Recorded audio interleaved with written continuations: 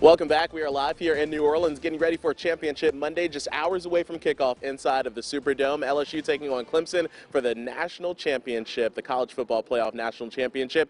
LSU is no stranger to winning in the Superdome, the first back in 2003 when the Tigers were led by Coach Nick Saban. It's hard to believe it's been that long, Yeah. but you know, we did it again in 2007, but that 2003 team was really memorable, especially under Coach Saban. And there was one guy in particular, a freshman at the time, Justin Vincent. He's a great guy, has a great reputation around town as well, went on to be the most valuable player for the 2003 title game. And I had a chance to sit down with him in his office now at the Tiger Athletic Foundation and chat a little bit about what was going through his mind on that breakout play, as well as what he thinks about the team that's going to be taking the field tonight. Listen in.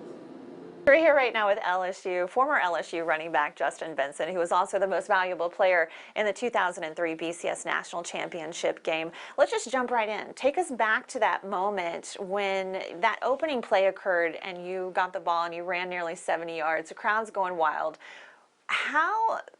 What's that feel like to have such a big play off the top of a game like that?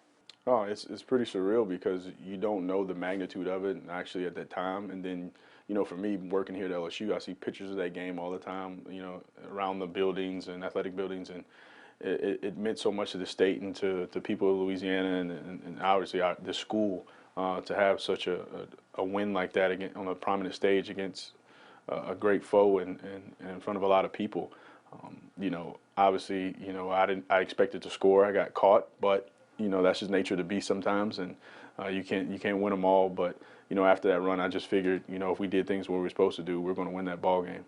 How do you think that set the momentum for the rest of the game? Oh, it did. It got everybody up out of their seats. You know, one of my good friends, Brandon Landry, he told me that he was buying drinks for everybody, and whenever I took off running, he spilled $50 worth of drinks on everybody. So it's one of those things, you hear those stories when I go meet people or I run into somebody that I've never met before. They tell me where they were at when that play happened, and it's pretty cool. So at that time, you were obviously being coached by Nick Saban. You continued your college career with LSU, and we're also coached under Les Miles. Can you compare the coaching styles of those two guys? Well, you know, coaching styles are pretty much the same, aggressive when they need to be at certain points. I know a lot of people probably wouldn't believe that about Les because we ran the ball so much and we didn't take many chances. But personality-wise, they're night and day. They're totally different people. Les is more of a talker, and he's very approachable. Nick, sometimes you gotta kind of catch that window. If it's not open, don't go. So, but yeah, they both love to win, and they love their players, and they would do anything for them. So in that aspect, they're the same. So looking at those two guys and comparing them now to Coach O, who will hopefully get that fourth championship under the belt, how do you think they compare to Coach O? They're both. I think all three of them are the same. I think, you know, to a certain extent, but I think those two, Les and Nick, are Coach O, you know, ball together and made one. He embodies what it means to be a head coach at a school that means so much to the state, and he's from Louisiana, so it means a little bit more. He actually cares, and you can see it. For somebody who always is branding LSU after every interview saying "Go Tigers," that means more than I think that he really realizes, because they know who we are and know that LSU is on the national stage, and because of obviously what we did on the field, but also because of him.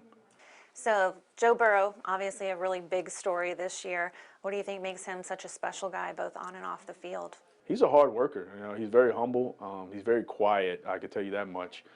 He doesn't talk unless talked to. Walking down the halls in that building, sometimes I'll run across him. If I don't say anything to him, he'll keep walking. So he just goes about his business. He was raised right. His dad and his mom have done a tremendous job and raised three great kids, and they just go about it the right way, and that's what you expect. You know, somebody who's respectable at all times, does what he's asked to do, and is on time for things. When you're a leader of a ball club and you want to go on and do things, those are the qualities that you have to have, and he has them all. And so he's obviously the Heisman winner. You've got this amazing sweatshirt on right now, and you had a chance to go up there and see him accept that trophy. Tell me about that moment.